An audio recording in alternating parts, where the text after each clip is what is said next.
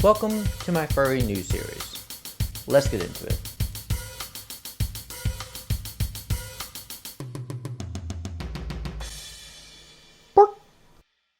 The first one being that they're trying to shut down 4chan, which if you guys don't know what 4chan is, I've never heard of this until like yesterday. I watched a quick video about this.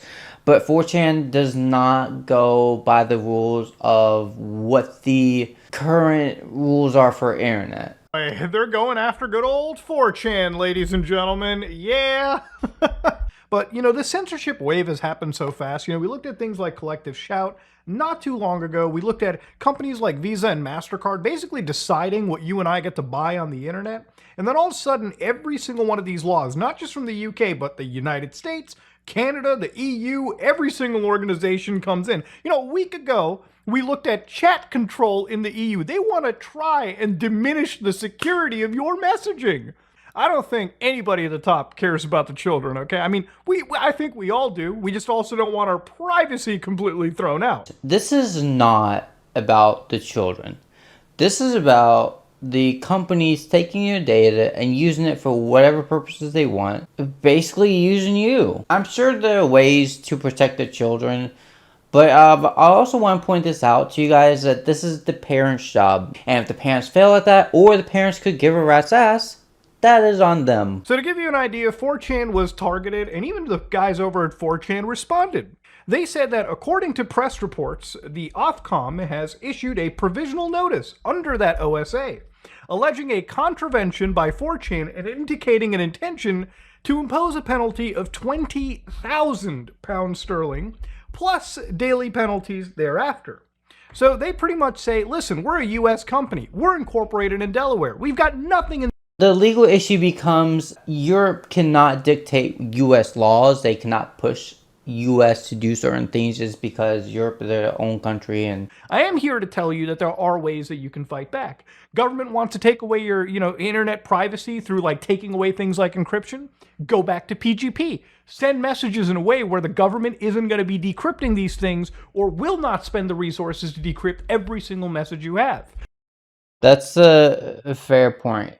You might have to start looking at things like VPNs or things like torrent software. And you might be like, whoa, are you teaching people how to pirate? No. Piracy is totally haram. I think, personally, there is a right way to do piracy.